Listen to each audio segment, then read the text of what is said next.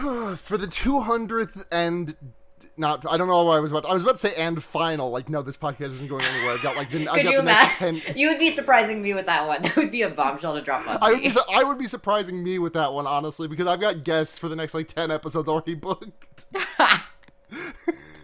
Got some bad news for other people. For the 200, well, actually not the 200th, because we did have a couple of unnumbered episodes, but 200th official. 200 for the 200th official time. Yes. What's up? Hey. Hey. When's the last time we did a podcast that was just you and me? Like, that was just you and me. Like, I know you've been on since, you know, you had to step down, but, like, when's the last time it was just you and me on a podcast? Was it Schlocktober last year? Was it? No, we didn't. No, we had a full guest list of we had a full guest booking for Schlocktober. Huh. I don't know if we've ever had I don't know if we've ever had a guest list episode of Schlocktober, now that I'm thinking about it. No, I think we did have one last year, because I remember specifically asking you about doing one that was just us, either to open it or to close it. Or we did it, or I joined you the episode before Schlocktober to... That might have been it. That might have been it. I think so. Let me go to fearbaiting.com to check the annals. Fearbaiting.biz. Thank you. The fearbaiting.com does redirect to our noise space. Thank you, kid, for purchasing that URL like 4 years ago. Fearbaiting.horse. Fearbaiting.horse. They should have called it that. Who's they? Yeah, we did Gremlins 2, The Boy, Chain Letter, and Countdown. And then... Oh, Excision. That's right. We did talk about Excision. Yep, that's right. Mm-hmm. Oh, I think that was the last one that was just... us two. Just the two of us building podcasts in the sky. Mm-hmm. Just the two of us. You and I. Oh, man.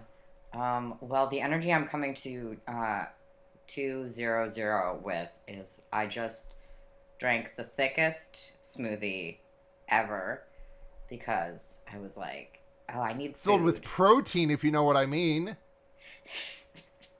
Filled with peanut butter. I was like, I need something drinkable, so it will be fast to consume, but also will stick with me. So let's just make a smoothie, but make it peanut butter. And I was like, for some reason in my head, I was like, the peanut butter flavor will not come through super strong. I don't know why, because peanut butter is almost unilaterally the most overpowering flavor ever. Did I cut out? Oh no. Blair. Hey, can you not hear me? Shit. Blair? No. Blair, yay! Hey! Oh, that might have been on my end, I think. No, I sent messages and they did not go through, so it is on my end. So, you know what? Hey, guys. It'll be a little touch and go. We'll see how it goes. We're just... Listen, flashback to the early days of this podcast when I was talking into a fucking... Well, I had like a fucking decent mic back then, right? Because I'd bought like a, not like a good one, but I'd like gone to the store and I'd gone to Best Buy and spent $80 on a USB mic.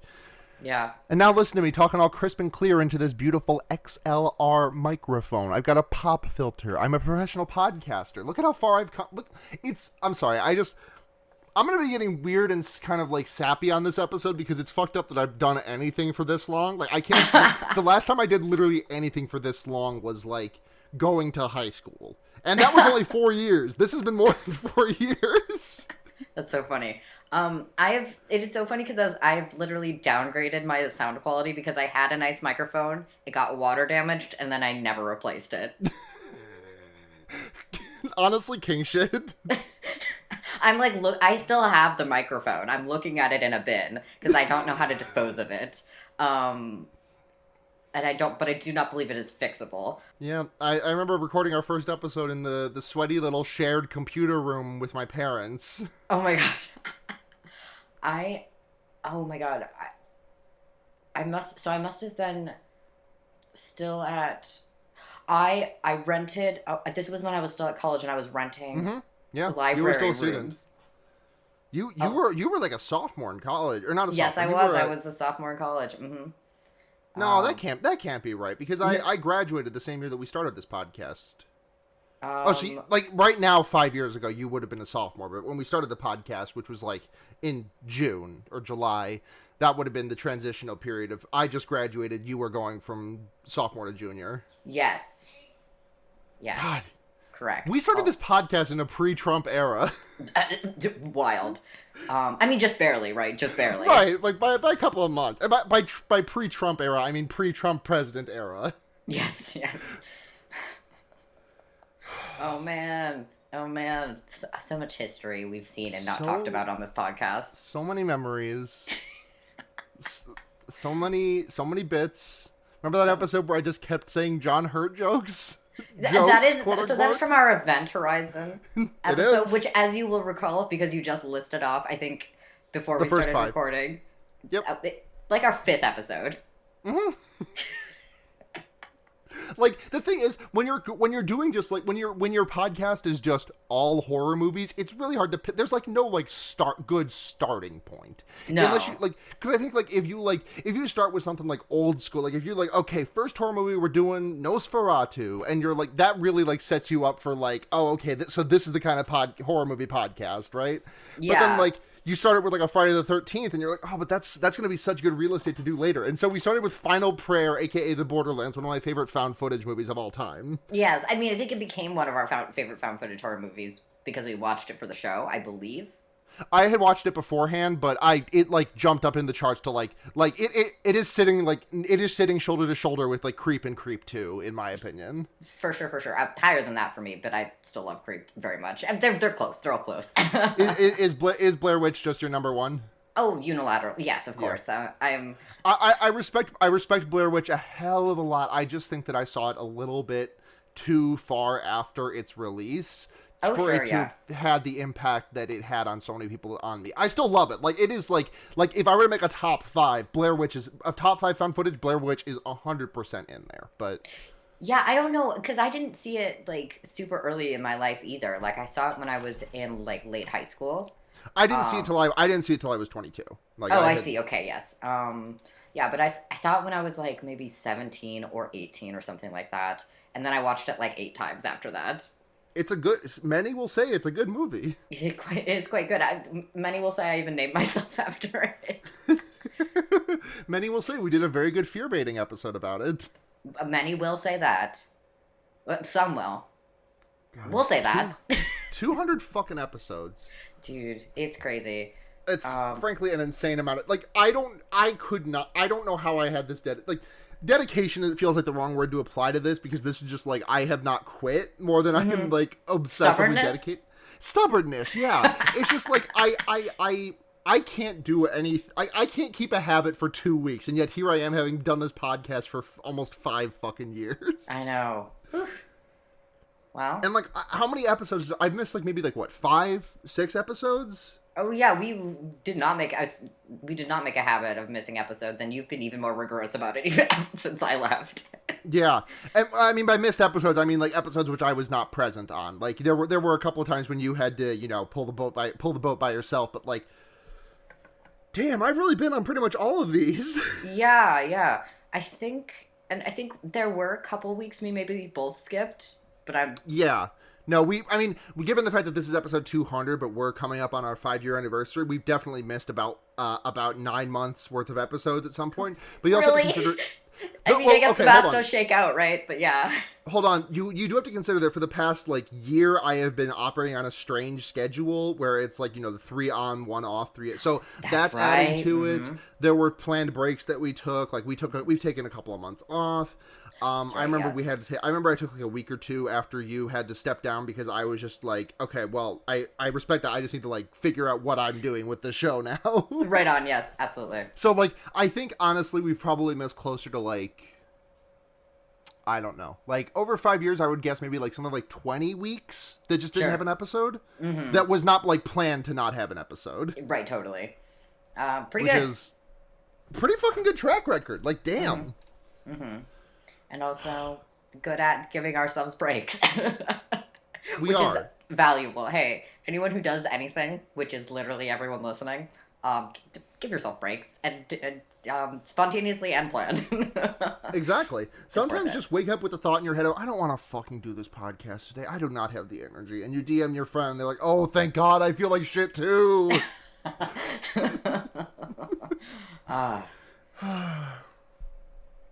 Memories. Yes. Man. Want to talk about a movie? Weird. Yeah, let's do that instead. Reminiscing is weird. It's cringe. It's cringe, but we love it. It is. Yes, it is. Okay.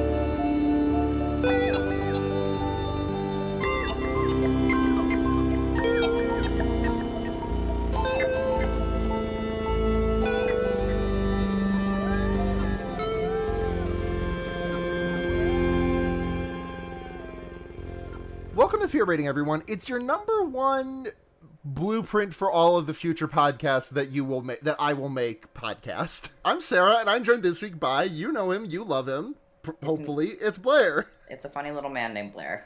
It's a funny little man named Blair. Mm-hmm. How are you doing on this fine Sunday afternoon, Blair? I'm doing pretty good. I'm doing better than I did last Sunday afternoon, which is to say, was not deliriously hungover and had more than 6 hours of sleep. You are a fucking tank for surviving last week's episode. I was like falling asleep as we were recording, and you couldn't tell.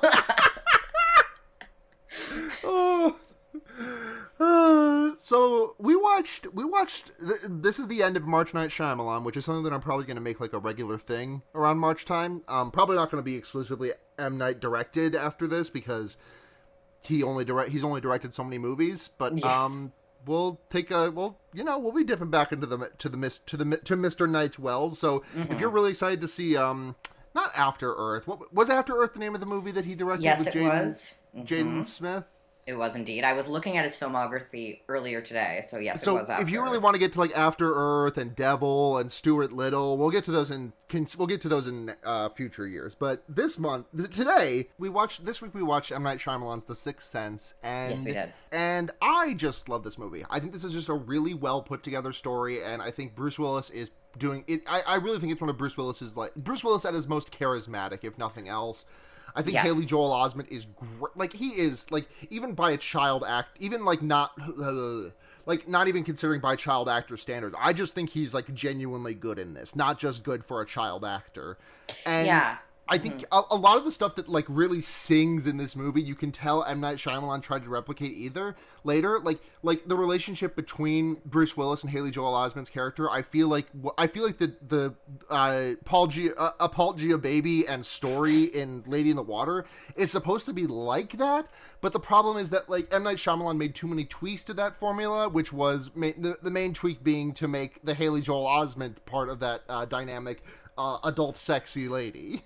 Yeah, but I was also reminded of The Children and Signs, where like I feel like Cole, which is Haley Joel Osment's character, like his writing like balances like naivete, precociousness, a sense of humor, like it feels it's obviously like, oh, this is a movie like level precociousness for a child.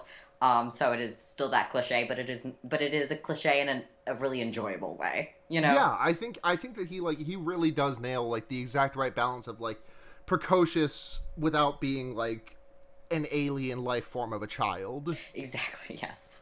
And I think M. Night Shyamalan just like tried to return to like M. Night Shyamalan just kept trying to come back to this well, and like you can kind of see that. Like I think that like if this movie did not have a twist in it, like at the end that it does, I think that M. Night Shyamalan would not be renowned for his twist endings. Like I think that like the super strong reaction to this one is just like has just made him. I mean, this is nothing new. This is no new ground being tread here when I'm saying this, but like he like he got hooked on the reception to that and was like, oh, okay, I guess all of my stories need that now. Like even Haley Joel Osment literally says this in the, well, maybe this wasn't something that was reinforced by his knowledge, but maybe it sounds, you know what?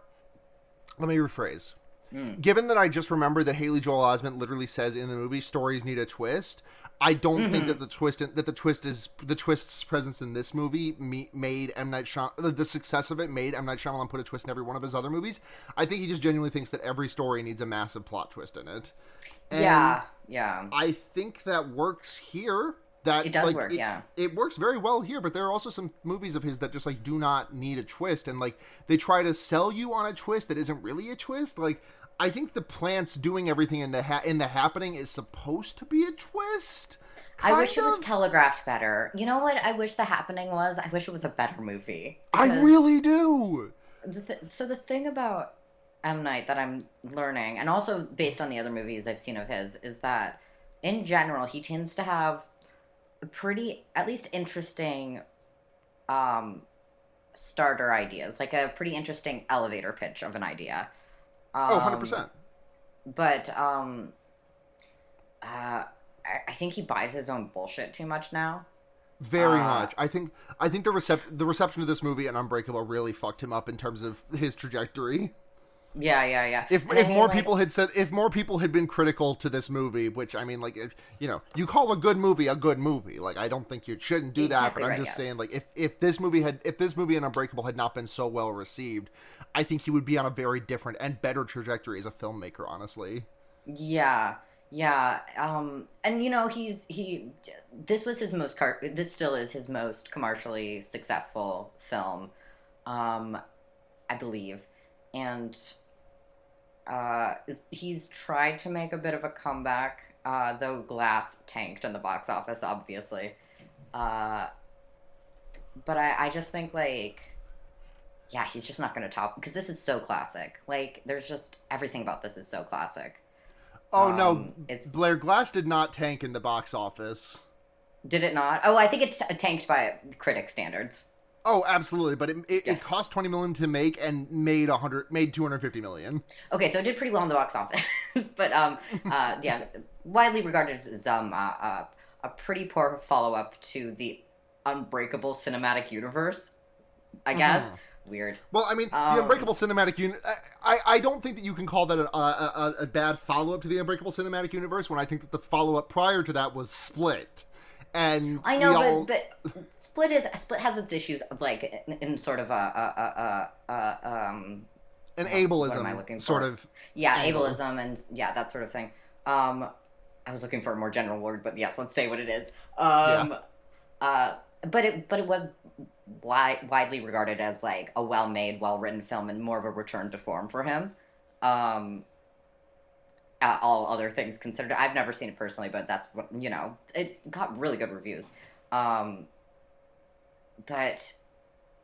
no, I think it's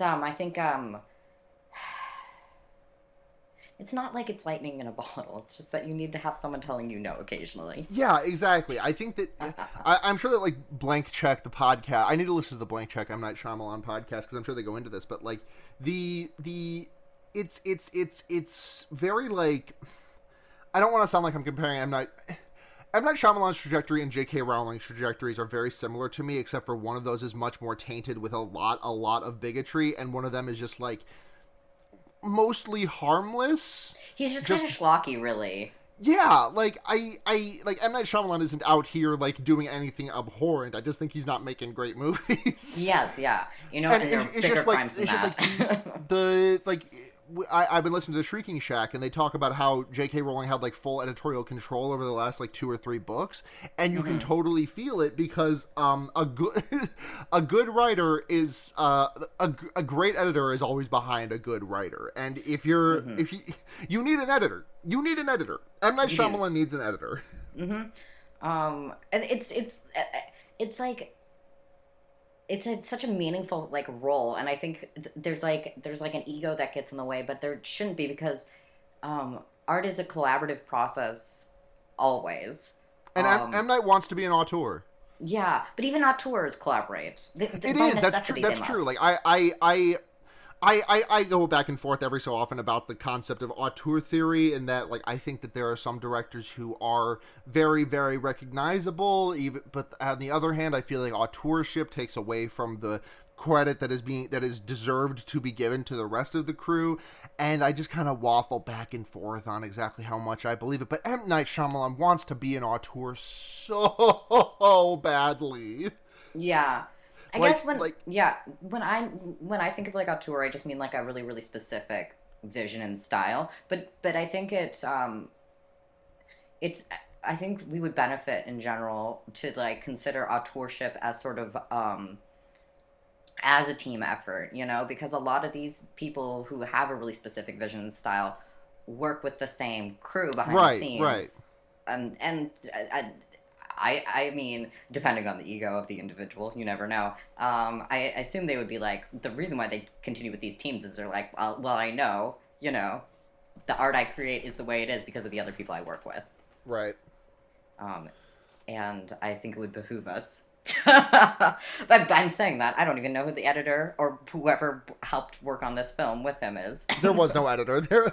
I'm just gonna say, I'm not gonna fucking look it up. There was no editor. Yeah. You know, No. Sorry. We're talking about good M. Night Shyamalan. There was no editor for The Happening. Nobody stepped in and told him, "Hey, dude, you cannot make Mark Wahlberg the fucking big brain science guy." Man, every scene in this movie, I was thinking about how some of them were like exist in the other movies we saw, and how it's just done so much better here. Exactly. Like, the thing is that, like, if you go into The Happening not knowing that it's the plants thing, and then you, like, I think that, like,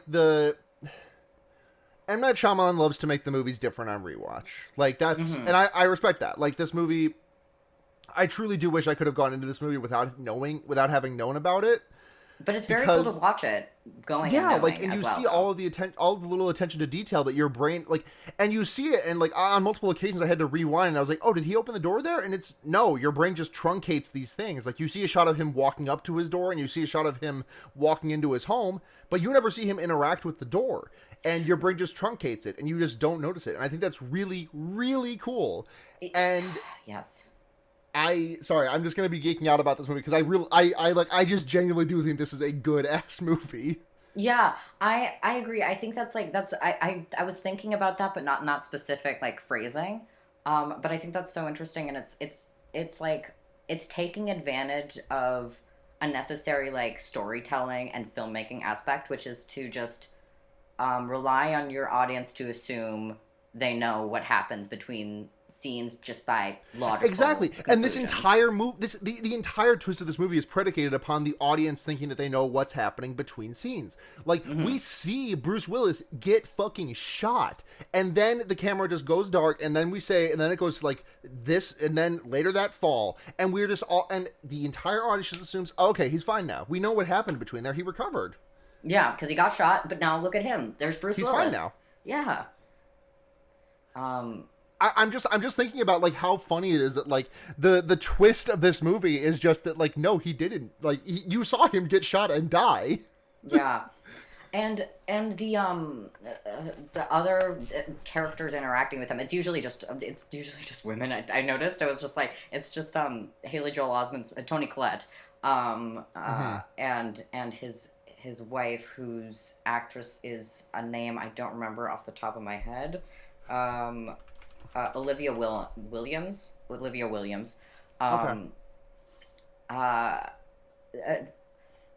Like it's obvious knowing. You're like, oh, you can see how this character is looking past him and just waiting, you know, and not actually, and you can see those things, but like at the same time, there's enough.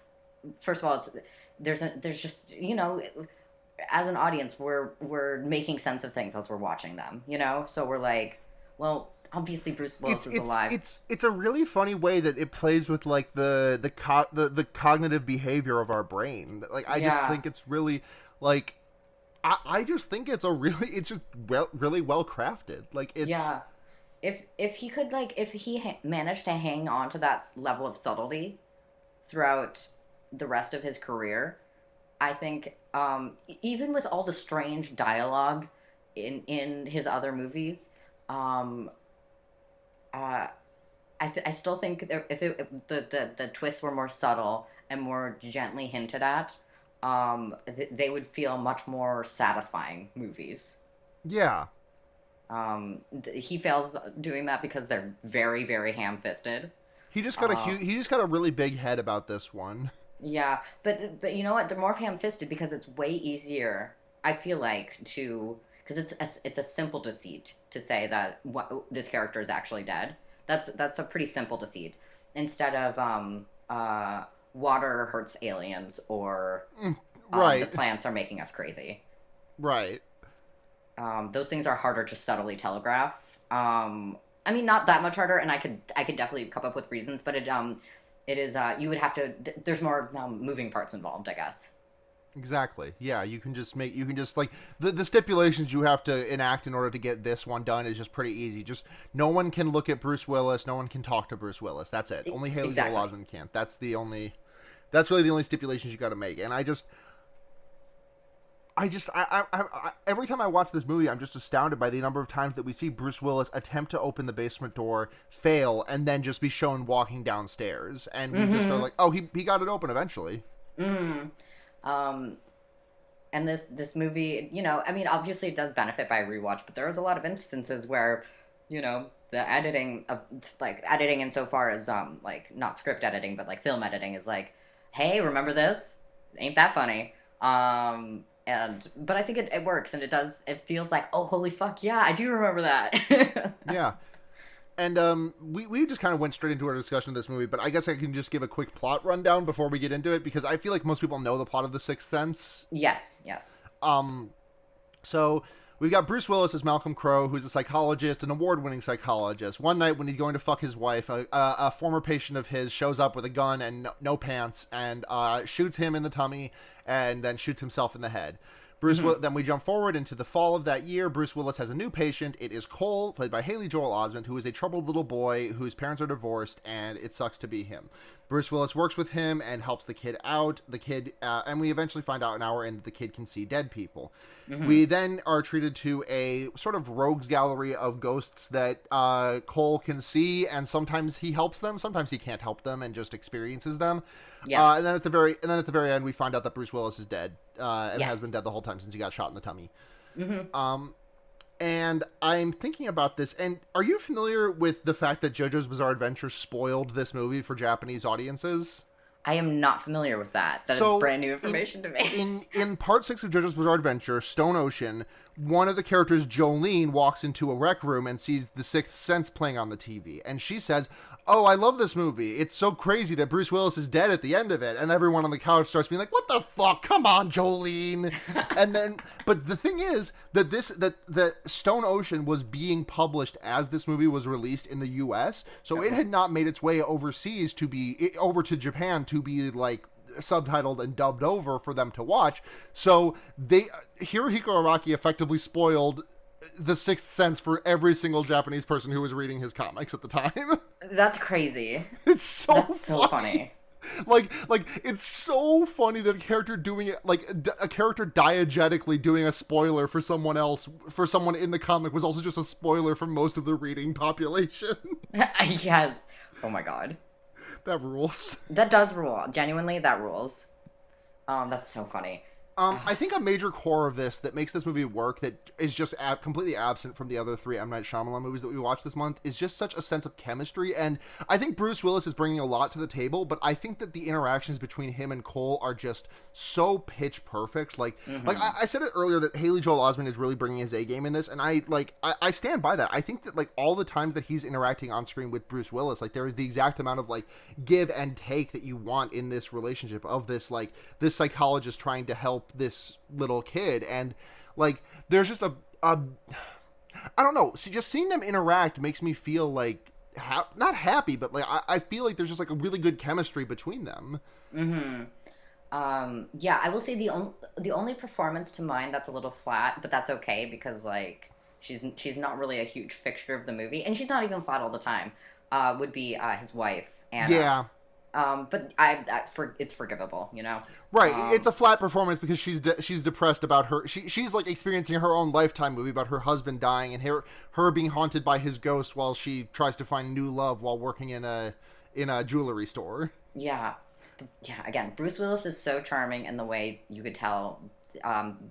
Night wanted Mel Gibson to be charming. Mel Gibson is not a charming man. Like, the thing is that, like, Bruce Willis is on his own charming, but Bruce Willis's charm really goes up to 11 when he's got someone else to bounce off of. Oh, for sure. And I think that, like, we see that in the very beginning in the scene with Bruce Willis and his wife. There's just, like, they're just having back and forth, and it's just so effortless. He's just so effortlessly charming. And then he just kind of gets that same vibe I just kind of get that same vibe when he starts, like, doing his psychology to Haley Joel Osment. Yeah. And man, yeah, that first conversation we have with them, like, it's like, it is, in a different movie, this scene would be so overwritten and so strange. In a different M. Night Shyamalan movie. Exactly, that's what I mean, yeah. And the thing that's insane about this movie, given M. Night Shyamalan, is that, like, the thing that she brings up here about him putting everything in his life second to his work, that's the only time that's referenced until the end when Bruce Willis realizes he's a ghost and says, "You were never second to me, you were second to nothing, babe," and then fades into the ether. Like, if this movie was released today, there would be like 6 discrete references to Bruce Willis as saying second to none, second to none, second to none, second to, you know. Yeah. Additionally, the very expensive frame, you know. There are things that point to this. Like, we like Bruce Willis, when his wife won't talk to him, he assumes that we're meant to assume that it's because he has fallen too hard into his work and is just, like, putting her second. But, like, he never actually, like, refers to that thing of everything else in her life being second. Like, if this movie was made 20 years later, and M. Night Shyamalan made this one, like, every other scene would be him talking about that award and how he felt so bad about putting his wife on the back burner for it. And, like, that there is that in this movie. I don't want to say that, like, he's not doing that, but, like, it would just be so much more overwrought. Yes, it is, again, much more subtly and delicately telegraphed. It is telegraphed strongly enough that you remember it when he mentions it again, but it's not, you don't feel like, yes, we fucking get it. You know, you're not sick of it by the time it comes up again. Right. Yeah. Yeah, I'm thinking about, like, because there are the crack jokes that feel very M. Night at the beginning of this, like, the first scene of this movie. Right. But they feel M. Night at his more pared down and charming, you know? Exactly, I do think M. Night has a pretty good sense of humor because it is a little, like, off. It's like, oh, that's not the reference I would pull, you know? Or that's not the way I would think about that, but it's an interesting way you've, like, communicated this joke. That, yeah. I think Signs sucks, but the joke of Mel Gibson running outside and shouting, "I'm full of rage!" Like, that, I have not laughed at a movie like that in a while. And it works. And like you said last week with the happening fake plant scene. It works. That works. It's a little. M. Night is. M. Night's, like, this movie is not, like, overrunning with jokes, but when there are jokes, they are very funny. Like, and there's small things too, like Bruce Willis, when Bruce Willis's wife starts to see a new guy, he sees the new guy and is like, "Fuck you, dick cheese." It's strange, such a deeply strange insult. Right? That, and you yet know what? It comes out, and yet it feels perfect coming out of Bruce Willis's mouth. Yeah, and I think it's also there's a restraint there, you know, because I feel like that line would feel more strange in a different M. Night movie, because there would be way more strange dialogue surrounding it, so you'd just be like, a fucking another deeply strange example. You know you know what is fucking hilarious in this movie? The kid who shows up in 2 scenes who has such a big head about the fact that he's a commercial actor. It's so good. And then you get to see the commercial he's in. It's so good. I love it. The kids fucking telling lies out of school, like, my uncle works in Nintendo shit, like, yeah, I'm in a commercial, so I get a whole trailer all to myself. Mm-hmm. And, like, there's another scene, the first time we see him early on, like, he, like, runs up on Cole on his way to school and, like, puts his arm around him to be like, "Hey, buddy," and then, like, as soon as he's out of field of view of his mom, the kid's like, "Yeah, I was just acting, you know, like actors do." And it's just so, like, it is so delightfully, like, it's so weird because, like, it's the most realistic child I think I've ever seen out of M. Night Shyamalan. Like, Yeah, no, all these kids are like all the kids in this movie are like really well directed and yeah, their performances play don't scene. feel like, you know, based in reality, but so like nobody in any movie does, you know? It's like, oh, this is a movie child, but in a recognizable fun way. And I think that I think that really sells it for me is like I'm not trying to say go out here and say that all these kids are like the fucking Shirley Temple of acting, but like the you see them acting and then you see them like acting like shitty kids in a play when they're in the play, and I just think it's really funny to see them just be like really bad at acting. Yeah, yeah. Oh man, I didn't even think Like, about that, but like, totally, there is yeah. no, like, It takes. I love someone who's really good at acting pretending to be really bad at acting. Like Michael Imperioli in The Sopranos. There's a couple of times when he has to like do very bad acting, and I love that shit. But a child doing it is even better. I mean, it's been said before, probably by me, but also people before me, that like basically for most child actors, I would say, if not all child actors, which makes sense, obviously, because, you know, they are not a fully developed human person, their acting is about as good as their direction. And Yeah. so being able to, like, I mean, like, it's worthwhile not to downplay any of these, like, actors' skills, because, especially for the kids, you know, you're learning valuable skills in so far as performance, if you're being directed well. But to be able to accurately like convince a child, so you're gonna do bad acting on purpose, Right. in this scene. You're gonna do the thing in Skyrim where you wait for the guy's line to finish completely before cutting him off. Yes. It's so good. I'm not gonna go to the part of the story that I have a bone to pick with, which is that after the movie, around that hour mark is when Cole reveals that he can see ghosts, and then from then on we have like a rogues gallery of ghosts just kind of like showing up to be scary, and I think some of them work. Like I love the one where Cole just sees the kid and he's like, hey, come check out my dad's gun, then he turns around, there's a massive hole in the back of his head.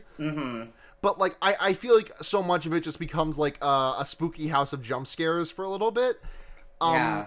And like I'm of two minds about it, because I think it does really help recontextualize some of the strange ways we've been seeing Cole act up until now. Like, he is just seeing these things all the time.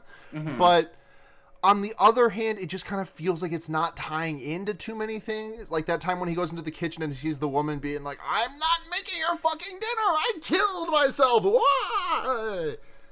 Yeah, I don't know. The thing is, I think for us, we benefit from having watched so many fucking horror movies, because I remember when I saw this when I was much younger, I think I was in single digits probably. If not, then I was in middle school. It scared the shit out of me. This whole movie scared the shit out of me, and I'm not I'm not a scared child, you know, typically. So I think this movie is really disquieting. Like the way that you see just like these mutilated, deceased like corpses just walking around like normal human beings. I think it's like genuinely like kind of troubling. Like it reminds me a little bit of did you ever watch Dead Like Me? I did, yes. So you remember how in Dead Like Me, if they take someone's soul after they die, it's deformed in the way that, like, you know, if someone like dies of blunt force trauma to the head and then their soul gets taken, they have that blunt force trauma mark for the rest of their immortal afterlife. Like, it really reminds me of that. Like, you just see like these people, like you see a woman with like just like a head, like a fucking like thing through her head with a bike helmet on, and she's bleeding all over her face, and like I just think it's some really effective imagery. Just like people who like look completely fucked up, but just kind of are just going about their day. Yeah. The like those people who are stuck yeah. in nooses, but just kind of like smiling at Cole. I think it's really upsetting. Yeah, it's Yeah, I think the ghosts work really well in this for the most part. Oh, for sure. Yeah, I and what I appreciated is that it was not, you know, we could have had a sort of fetch quest vibe, where Cole revealed he could see dead people much earlier on in the movie, and then much more of this movie was solving ghosts' problems. Yeah. But I think one instance of that is good. Exactly. No, I think, and that's good. Like I think we don't need that over explained to us. And I feel like it would be very tempting for any writer, honestly, to do that because it is an interesting idea, and I'm sure that M. Night had a bunch of different ideas of what that would look like, and I imagine would probably want to see all of them represented. An understandable impulse, of course, but not one that makes a good story. But just the one, I loved it. I think the whole like Munchausen by proxy thing. Yeah, it's good. It's because it's not too gruesome, and there's like a sense of justice attached to it as well. yeah, no, I fully agree, and I think that like seeing Cole do it just once and realize, oh shit, I can use this fucking curse that I have to help people. Like, I think that's really good, and we don't need to see more of that. Yeah. And then I think that, like, I think looking at this movie, like, that is an impetus. Like, he can help people move on. That is an impetus for him to aid Bruce Willis. Mm-hmm. I mean, I guess we do see it 2 more times with Bruce Willis and then with his grandmother. Right. But Bruce Willis is our main character, so that makes sense. And Toni Collette's like the mother of our secondary main character. And it does put a really, really nice bookend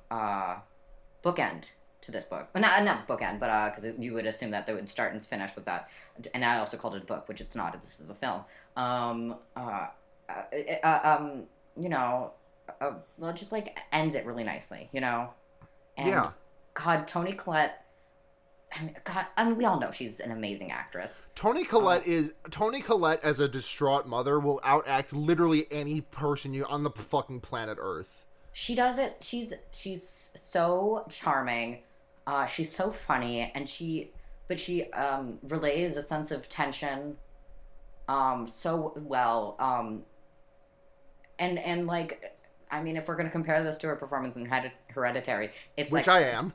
Yeah, no, exactly. But I think it's a valid one to do. It's a similar like role that she's fulfilling. I agree, and that tension she communicates. I mean, this just goes to show a lot of like nuance in performance, which I think is so interesting. The tension she communicates is like when we have like in Hereditary where there's malice in that tension, you know, not initially, but it does build and build and build and build, and we see the malice there. And the tension, it's more in this movie, it's more like I'm scared for my child, you know, right? And it's she's not in the Babadook, but I'm remembered of the presence, the mother in the Babadook, who is like, she is, it doesn't quite go to this length in this movie, but like she is like actively upset with her child in the Babadook in a way that I don't feel in this. And I think that's a really hard line to walk, of like being scared and like not like angry at your child, but like angry at not being able to figure out why your child is like this. Just like a frustration of the self that like you like and they've like I'm like just fucking headcanoning shit at this point, I guess. But like, given that she's a single mother, I think that bears on her a hell of a lot more than it did to Toni Collette in Hereditary, in that she is like, I'm doing something fucking wrong with this kid. This kid is so fucked up, and it's all because of me. I'm not doing something right. Please, someone tell me what to do so I can take good care of my child. It's all I want. Well, I will say what the difference is in like, just in like, I guess, interpreting the performance, is that Toni Collette in this movie, she's never scared of. No, she's not. Cole. Yeah. She's scared with. Yeah, scared with, scared, but largely scared for. And nervous about the fact that he's terrified all the time, and the fact that he's got these weird bruises and marks and scratches and stuff, and she can't figure out where they're coming from. And the fact that he's saying things that don't make sense, and obviously seems really freaked out about the fact that he's saying things that to her don't make sense. But you don't ever see... I mean, we have one moment where she's like, "You're scaring me," which is when he's talking about, there was a woman who died up there. She's right by my window. I see ghosts. And she's like, hey, you're scaring me. But then, you know, I mean, the thing about this movie is that it does feel very kid friendly. Like, I feel like I could comfortably let like a 12-year-old watch this with me, or maybe even like a 10-year-old watch this with me. You know, I don't know, but I should never raise children, so maybe don't take. This is not parenting advice. You could show it. I think you could show a teen this, but it's really hit or miss on the 10-year-old. I think if you like miss on the 10-year-old, they're just going to be seeing that kid with the back of his head blown out in their nightmares for the rest of their life, and you've just fucked up a perfectly good 10-year-old at that point. I think by 10, you know how scared a child is going to be. You know? Right. Me at 10, I could not have handled this movie. I couldn't have handled this movie at like 17. For sure. Yeah, it is. Yeah, but I think I said 10 because I'm like, you've seen them watch children's cartoons enough that you know what sort of atypically scary things would scare them. So that's the internal logic. Yeah, again, I would never raise children, but I could be someone's weird uncle. So exactly. God willing, and the creek don't rise. My sister's never gonna have kids. But I will be honorary uncles. Uncles. I'm more than one uncle. Do I contradict myself? Very well. Then I am vast. I contain munkletudes. Not how I thought you were gonna shove uncle into that phrase. Very good. Do I contradict myself? Okay. That's so much worse. It is. Kunkle is a terrible word. Kunkle. Mm-hmm. Kunkle is my favorite Pokemon from Gen 10. They'll get to it in a couple years. Oh God, what else was I gonna say? I don't know. I'm just like, I think everything. This movie is just so fun. It's just so fun. It is. It's so funny. It's so fun, and it's so fucking heartbreaking too. Mm-hmm. I was telling a friend that I was gonna watch it today, and she was like, "Oh, I cried for 20 minutes after it," which makes sense for her. But also, she was like, and then my sister's boyfriend cried on her shoulder for like 20 minutes after watching this movie too. And I was like, first of all, love that. Great vibes on him. But also, it's heartbreaking, truly. Mm-hmm. In like the best way, though. It's a really good story. Like, I think that, like, I just completely lost what the fuck I was going to say. It's just a tightly knit story. Like, it is, mm-hmm. Like, you know, it doesn't... I don't... There are times when this movie doesn't... The things that are not explicitly plot relevant never feel meandering. They feel like really well built into a character. I do have those complaints about a couple of things about, you know, just Cole's spooky house of jump scares. There's a couple of instances of that, but like aside from that, nothing really feels like meandering or unnecessary in any way. It just kind of feels like good character building or good storytelling. Yeah.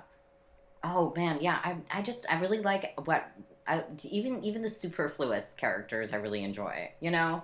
Yeah. You know, maybe like the kid, like the actor kid. Yeah, that, and like I remember remembering in the classroom scene, and we see him, I think, at the birthday party scene as well. Just this kid who's just sort of like not like just I don't know, the curly haired kid who was I think the one in troublemaker. Yeah. He doesn't have a lot to do in this movie, but God, is he fun to watch the little he does have to do. He does. He gets to watch his teacher get called Stuttering Stanley. He gets to watch his teacher experience an ableist aggression. Yeah. By a 9-year-old. Yeah. Yeah, and even those tertiary characters give such great performances. And M. Night does pretty well in this movie too. He's not, you can tell still, you're not a good actor, you know, but you are. He's minimal enough in this movie to not really pay it. Like, he shows up in one scene. He is good enough for a director who likes being in cameos. Exactly. This is I brought this up last week, but this is about the exact same weight as Peter Jackson's cameo in Dead Alive. And not a fucking major part of the movie. That is like, yeah. Yeah. Obviously we M. Night has perpetrated some like really really racist characterizations in his movies. this is not so much a problem in this one, and even though this movie is very white, yes. I will say even I was like speaking of invoking the nooses in the judge house and then having all three of the people hung there be white. Like, I don't want M. Night Shyamalan to put a black person in a noose or anything. I don't want to see that. But I'm just saying, like, if you talk about how they hanged people here, I feel like that is making an implication. I feel like you gotta steer away from the hanging people here. Yes, I actually I just feel what like I wonder. Oh, go on. What I wonder if that was not his original goal, and then the production team or someone who has like executive decision making powers above him was like, can't do it. It's too risky, and I think that is a good call because you're right. I don't want to see that either. Yeah. There were other atrocities committed in historical Pennsylvania. Yeah. Yeah. I mean, almost certainly, right? Because it's fucking Pennsylvania. Right, of course. It is one of. I mean, it's a place in the United States. Of course, something tragic and awful happened there. Well, yes, but I'm also thinking about how like a lot of those New England countries, the New England states are like so old, like. And probably there's just really well documentation there is what I'm thinking, because everyone in Boston is obsessed with how historic Boston is. So I guess that's what I'm kind of thinking about. But yeah, that was because I was kind of waiting for that to be the case too, because in that old house during the birthday party, you have someone like. You have like a ghost being like, "Oh, I stole the master's horse," or "I didn't do it, but don't kill me," whatever. And I was like, this feels like this was supposed to be something else, but this is obviously, well, not obviously, because but like, if it was the thing that I think they wanted it to be, the actor they would use would probably sound less, or more a certain way, to talk around the issue. I can definitely see that. Like, if you look at this movie, I can feel like there were like, you can kind of, if you like get close enough, you can kind of see like the incisions that were made to like, you're squinting, you get close enough, you can see like you can see like the fake pixels to realize that, oh, this used to be racist. Yeah, or this used to feel because it's racially like, insensitive. Yes, indelicate. Yes. I think there's a valuable there may be a valuable story to be told there, but it is not for an Indian American man such as M. Night Shyamalan to tell. Yeah. Indian American as insofar as he was born in India and lives in America now. Yeah. It's especially not as like a throwaway thing that is just like a call and response, like they mention it once, they show it once, and then that's it. Like, mm-hmm. I mean, not that I want like a deep dive on it either from M. Night Shyamalan, but I digress. I don't think he would be able to handle it well. I don't think he has the understanding of the complexities of that issue. And, I think it's a very like I'm gonna compare M. Night Shyamalan a bit to Stephen Moffat here, mm-hmm. where Stephen Moffat is great at writing. Like, I think if you expound on any of the small stories that are being told here, they go like, if we got a single more detail about that daughter who got Munchausen by proxied, or if we learned a single more thing about the people who were hung, I think it would be bad. But I think the fact that they were forced to be just these little tiny itty bitty bursts of story that really forces M. Night Shyamalan to cut down to all of his extraneous stuff that he loves to throw in there to make things worse. Yeah, I was thinking that same exact thing. Because I watched this with my roommate who had not seen it before but was aware of the twist. Yeah. And she was like, and we had watched all of these other M. Night movies. So she was primed to expect a bad movie. She was like, I mean, she knew it was going to be good because, like, everyone says this movie is good. But she didn't expect to like it. Right, exactly. Or she expected it to have the same sort of quirks that other M. Night movies do. And, it does, but they're charming, as we previously discussed. Yeah, she was like, oh God, are they, how much are they going to explain the whole ghost thing? And I'm like, it relies really heavily on what people's preconceived notions surrounding ghosts are. Yeah. And that's good. So Like what we could go nitpicky here and like talk about like how the mythos of the ghost, or like there are some people who are stuck there forever, and there are some people who can like go around free. But it's just like they don't. it doesn't need it. It Yeah. doesn't need it, and it's so much better for that. Like, if this movie was 10 minutes longer and all of those 10 minutes were spent, like, further exploring some of the things, like, I think if this movie was a minute longer, this movie would suck shit. I Like, don't even not a then, you know, minute. the thing is like there's so much negative space to let all these ideas breathe. Um, and Yeah, you know what, I rescind that point. There is a lot of that. You're correct. You're right about that. yeah, I think it's a thoughtful and really it respects its audience a lot more than I think his other movies do. I don't know.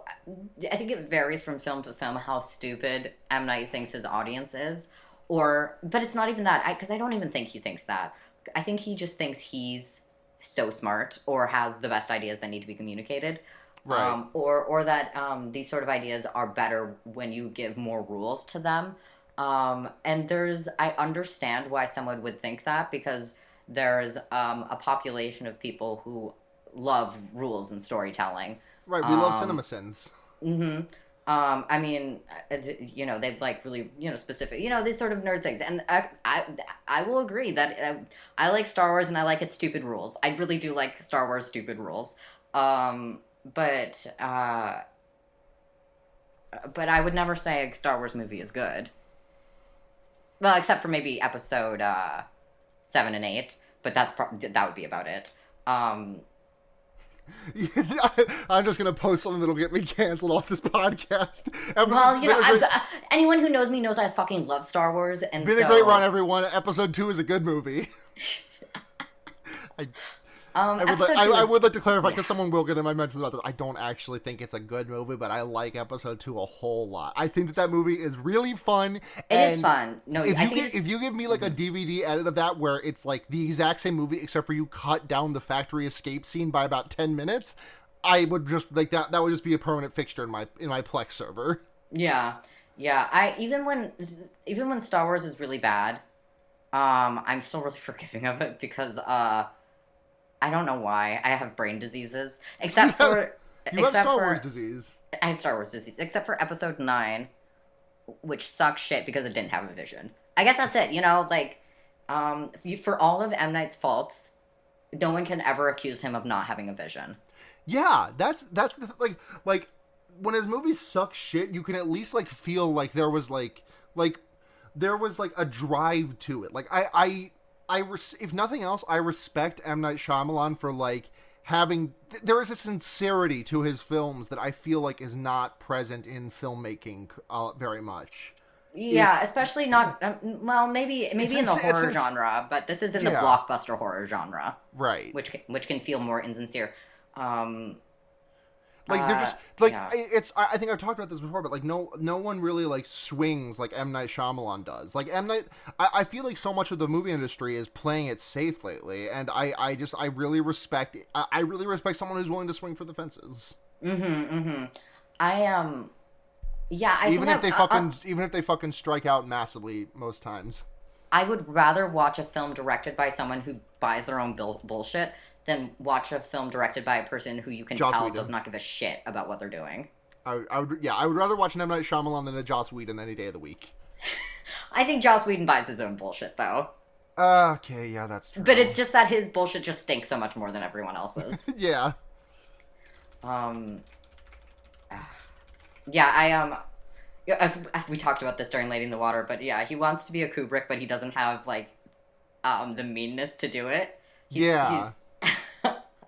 I mean, these are all assumptions I'm making about him as a person just by seeing his movies and only having skimmed his Wikipedia article, which even if I had read the whole thing intensely, would not give me like a full picture of him as a human being. So I really don't know his quality of personhood, which is a way people would phrase that normally. Sure. I had, just as a brief sidebar, I had someone recently point out to me how strange, not the strangeness of the words I choose, but the strangeness of the way I construct sentences. And it's not that I'm self-conscious about it, I'm just more amused by myself when I hear myself saying something in a way that feels very strange. It's the homosexuality, Blair. It's fine. Thank you. I feel very seen. So do you have anything else to say about Mr. Night Shyamalan's The Sixth Sense before we get into recommendations or ratings and questions? I think this is his best. This is his best movie, and it's really good. And I haven't seen Unbreakable, so I can't say that definitively. But I guess I haven't either, but by my estimation, at least. Yeah, this is a really, really good movie. I like this movie a lot. If you haven't seen it before, watch it. If you have seen it before, give it another go.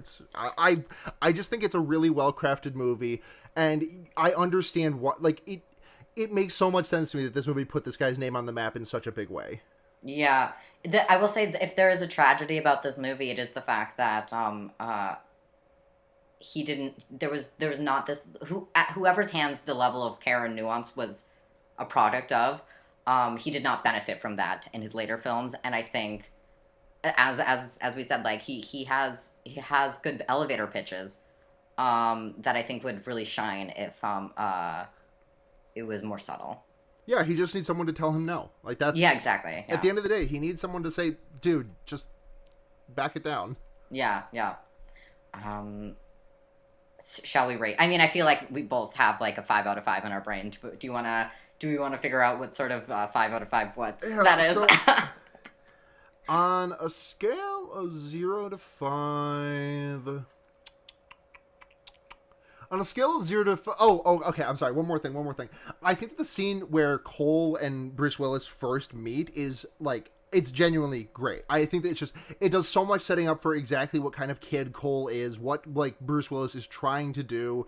And literally one of my favorite scenes in any movie we watched on this is just the shot of, not scenes, I guess, but like a single shot is Cole walking out of the church and then just like surreptitiously grabbing one of the church statues in like one smooth motion and throwing it into his bag on his way out. And Bruce Willis's reaction shot is like, his acting is so subtle, like the just small like perplexed and surprised. It's perplexed, it's surprised, it's come on man, you're still from the church.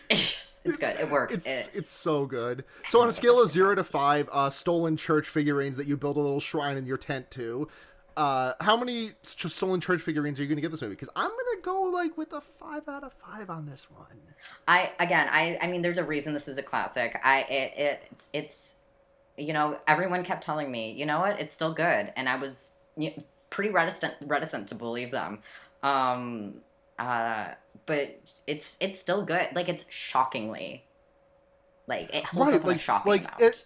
Especially if you have, like, I've seen this movie before, but, like, just, like, my brain has just been, like, in the fucking M. Night dunk tank for the last month. Like, I've watched Lady in the Water, I watched Signs, I watched The Happening, and it is just such a breath of fresh air to see all of those pieces that were, all of those movies have pieces plucked, like, we talked about this, but, like, it's such a breath of fresh air to see all those pieces from those other movies that you wished were in a better movie, and it's so nice to see them actually in a better movie and like just singing, instead of just like clunking along to the finish line like they are in those movies. Yeah, and I will say, if you have not seen this movie, watch it. It is still so good knowing the twist. This movie is incredible knowing the twist. Yeah, I would say, I mean, it's not better, but I think it is like, you get so much more out of it as well, in addition to it, you know? Absolutely, yeah.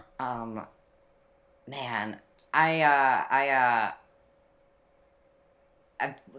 watch The Sixth Sense. It's a good movie. It holds up. It's a really good movie. It holds up. Yeah. Do we have questions? Questions. We got questions. Yeah. We got tons of questions because this is our special 200th episode. Yay. All right, let's see what we got. Crookie Chundo at Grenemlin says 200. That's my question. Yeah, can you believe it? Scroll back to like the first like 5 minutes of this episode where we discussed this, but it is an unreal number of things for me to have made. Yes. It is entirely possible I have not made 200 bowel movements in my life. That's not entirely possible. So if that's true, I've got some serious concerns about you as a person. Yeah, I need to see a proctologist. I'm backed up. I'm like the Suez Canal in there. Good topical joke. Good topical joke.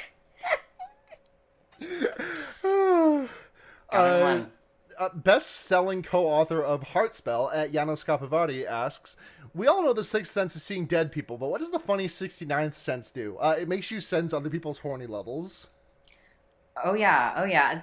I would say a little on the Like nose, though. the Probably. 69th sense gives you a little scouter like in Dragon Ball that tells you someone's sex level. Mm-hmm. Mm-hmm. Um, or that they have a really specific fetish, but not you don't know what it is, and to set their soul free, you have to figure out what it is. I just imagine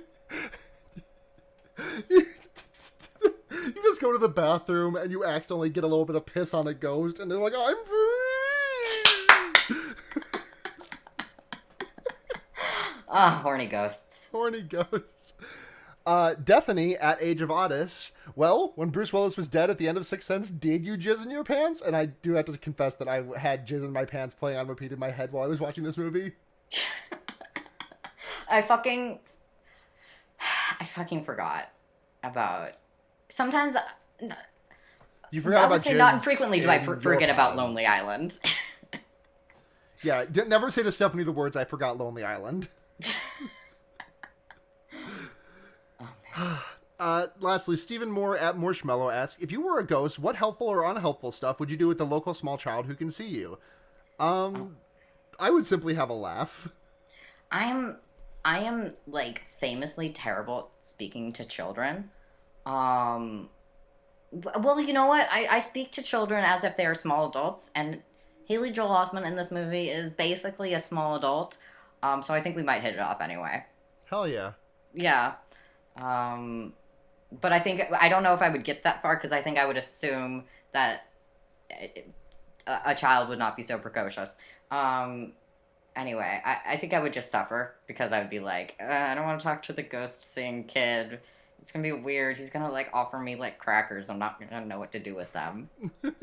Can't eat them. I'm a fucking ghost. Yeah. Oh. So now we're going to do recommendations. Blair, what are you recommending this week? That is a good question. Oh, actually, I do have a recommendation this week. HBO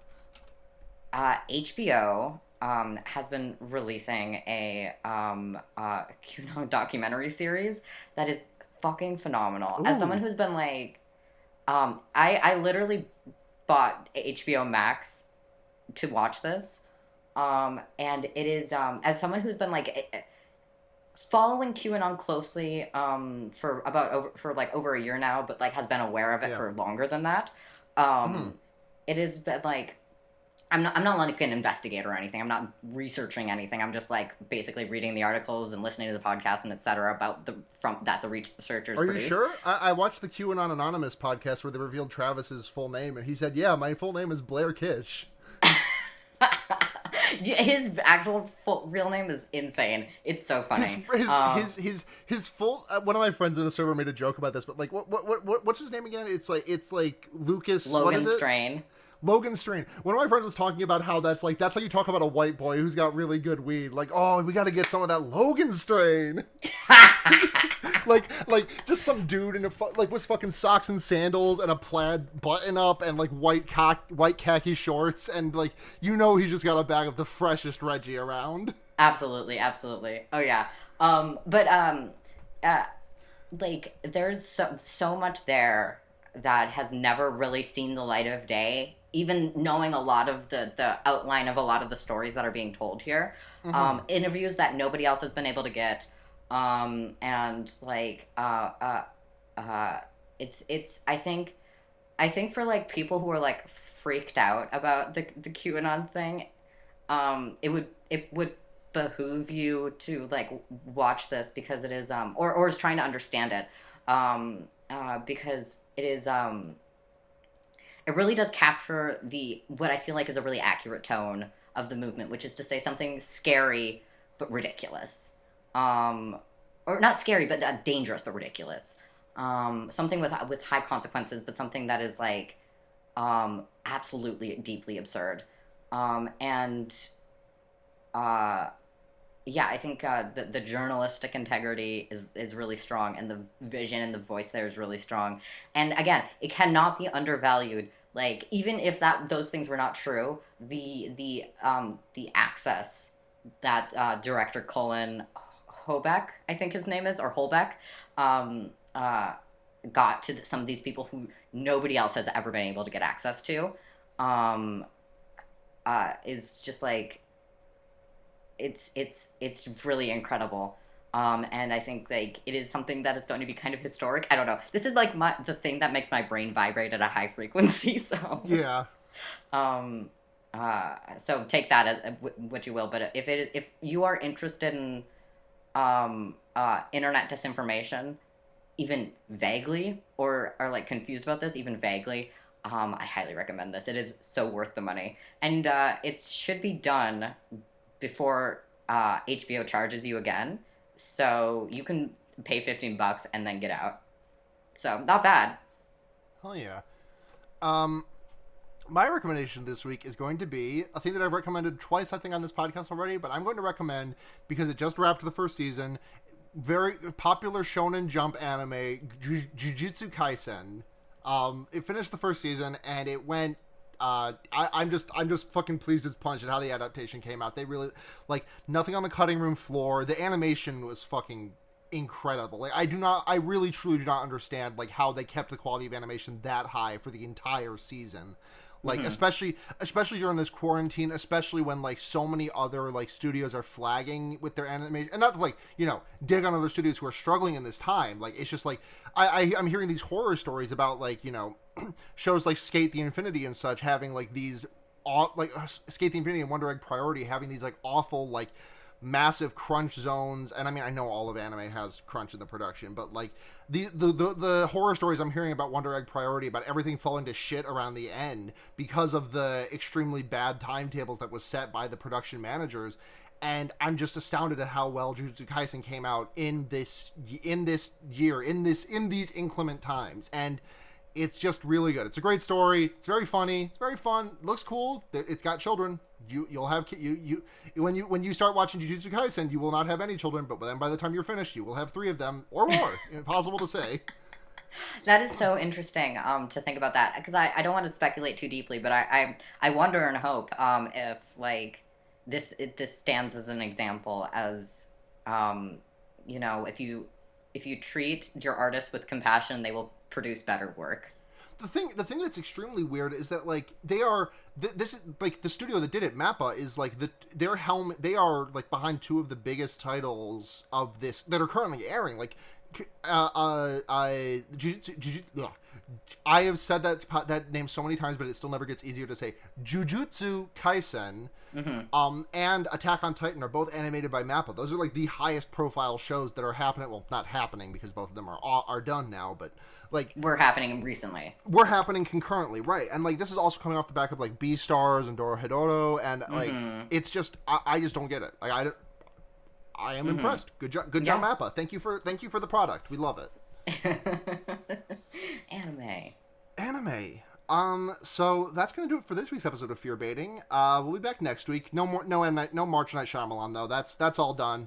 You know, bring down the banner. Let's start sweeping up. But if you want to listen to if you want to support the podcast, patreon.com/fearbaiting is where you can go. We $1 a month gets you early access to the episodes when we get them up early. $10 a month, your name, $5 a month, your name right on the podcast and a message right on the show. $10 a month, all that, and you get to make us watch a movie. Oh, I got the hiccups now. Let's make this fast. Thank you very much to Ducky Aisha, Paul Moran, Kit Spindler, Michael Kaiser, and Paul Bechtel. We love you all so much. We are at Fear Baiting on Twitter. Our intro music was done by the always incredible Seda. Find them making music as people you meet outside of bars. Head to gaygothvibes.online for that. Thank you to Matt GameCube and Noisepace.xyz for hosting this and so many other great podcasts, some of which I am on, such as The Wonder Years with Blair and the aforementioned Seda, such as Henry Kissinger's Pokemon Going to Die, which is a leftism podcast, such as Special Grade Snacks, which just posted its final episode for now, given that given that Jujutsu Kaisen is now on break since the season's over. So is the podcast. Go listen to it. There's 14 episodes. It's a good show. Well, 13 episodes, actually, not 14. But it's a good podcast, if you ask me. I'm on Twitter at Sunhatzhenya, SUNHATZHENYA, and I think that's everything. Blair.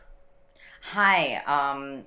Real easy to find me online. At Blair Kitsch on Twitter. If you want to see pictures of my cats, they're real silly. Sometimes I say little jokes online.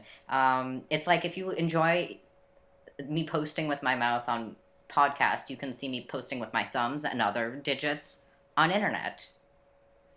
Blair Kitsch on Twitter. Hell yeah. Yeah. I think that's everything. So, until next time, I'm Sarah. I have been Blair. And remember, you can put a fucked up guy anywhere. This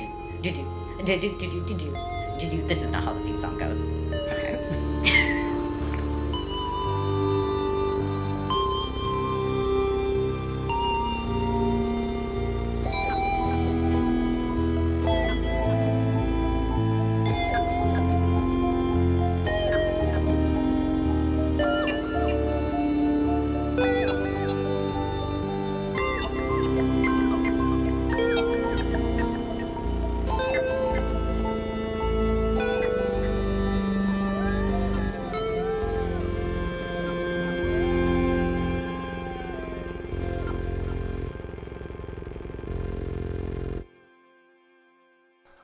Before we get out of here, I just want to say a really quick thank you to everyone for just listening and supporting the podcast for all of this time. It's really just incredible that some of y'all have been listening since episode 1. And if you've been listening since episode 1, or if this is your first episode, thank you for listening at all. Blair, thank you truly so much for starting this podcast with me. And even though you did have to step down, every single time you come back, it is an absolute delight. And I always know it is going to be an incredible episode whenever you're on the mic with me.